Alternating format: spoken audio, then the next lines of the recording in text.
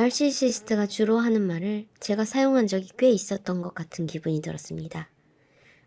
무슨 말이냐면 나르의 의도는 남 탓을 하기 위함이었지만 김보통의 의도는 그저 방어였던 것입니다.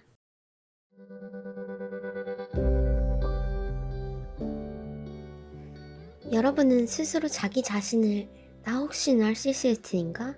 라고 생각해 보신 적 있으세요? 저는 나르 남편과 함께 살 때 나르시시스트까지는 아니어도 그 단어에 대해 그저 나를 사랑하는 사람이라고만 인지하고 있었기 때문에 내가 성격이 이상한가? 내가 너무 과민 반응했던 걸까? 나르가 저러는 건 내 잘못일 수도 있어. 근데 이상하게 매번 억울한 기분이 들어 라는 생각을 줄곧 해왔습니다.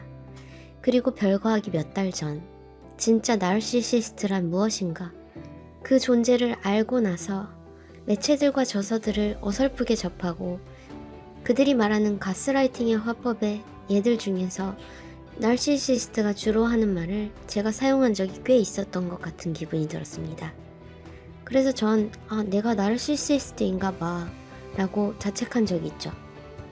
오늘은 스스로를 나르시시스트라고 오해한 경험에 대해 얘기해 보려고 해요.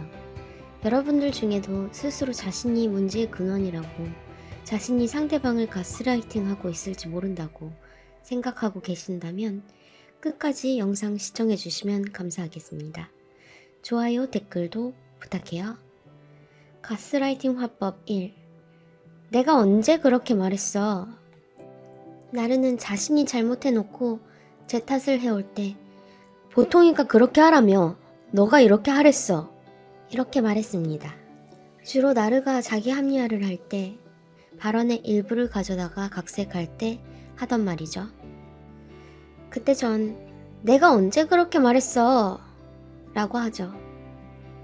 가스라이팅 화법 리스트에서의 해설은 한순간 사람을 바보로 만드는 가스라이팅 화법으로 자신이 뱉었던 말도 분리하면 없었던 일로 만들어버리고 상대방이 잘못 들은 일로 만들어버립니다.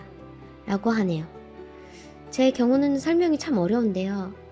나르는 제가 그래 내가 미안해 라고 끝낸 사건이나 저의 어떤 발언에서 한 단어를 발췌해 기억하고 있었습니다.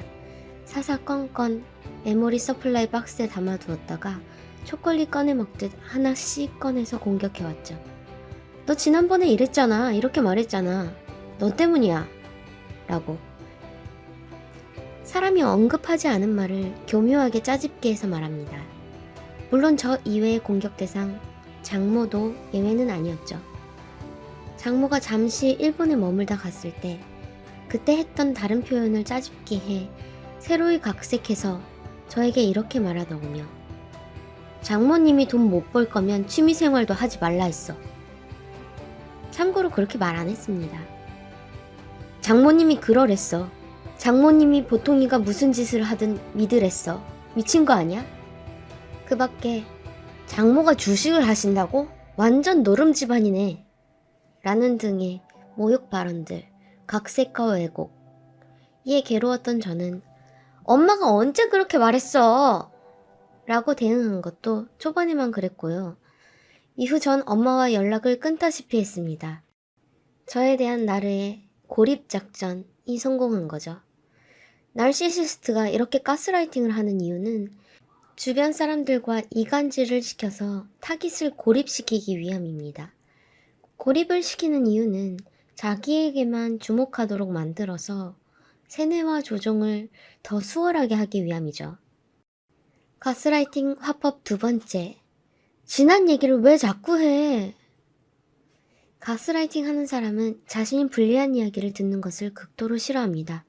지난 이야기를 꺼내지 말라는 의미는 자신의 잘못이 아닌 일을 잘못이 있는 것처럼 말하지 말라는 뜻입니다. 여러분, 지난 얘기를 자주 하시는 편인가요? 그 빈도가 어떤가요?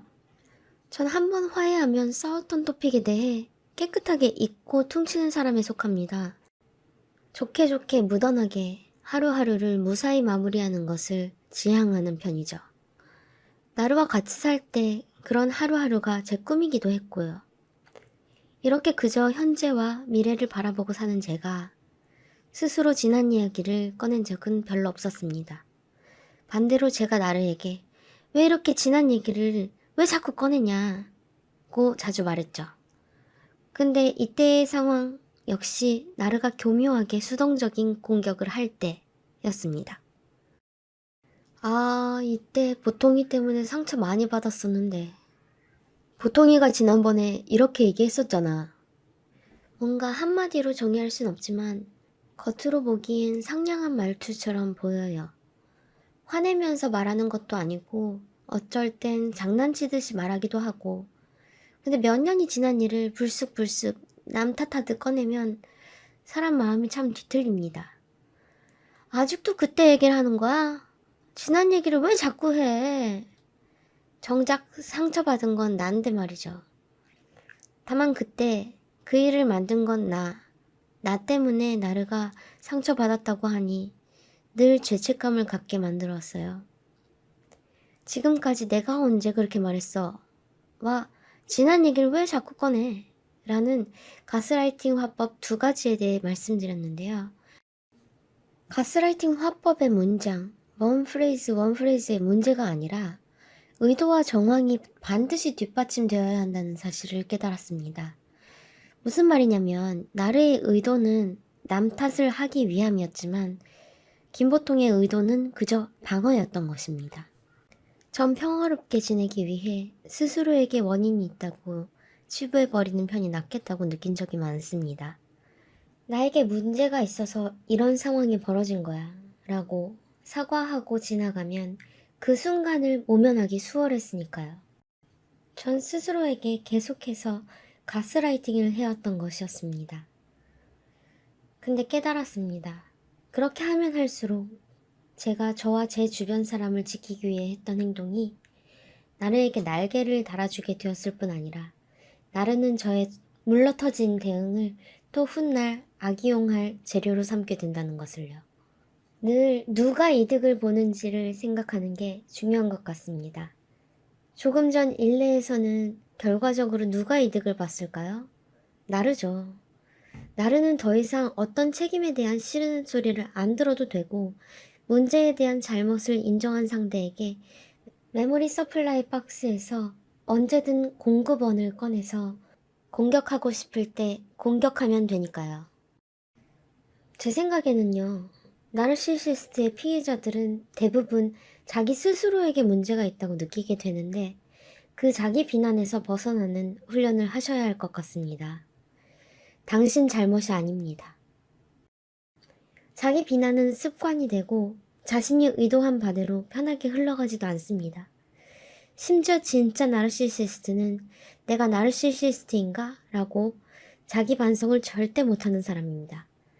그러므로 여러분들 중에서도 혹시 스스로를 의심해 본 적이 있는 분들은 절대로 나르시시스트일 수 없어요. 부디 지금 상황에서 벗어나 행복해지셨으면 좋겠습니다.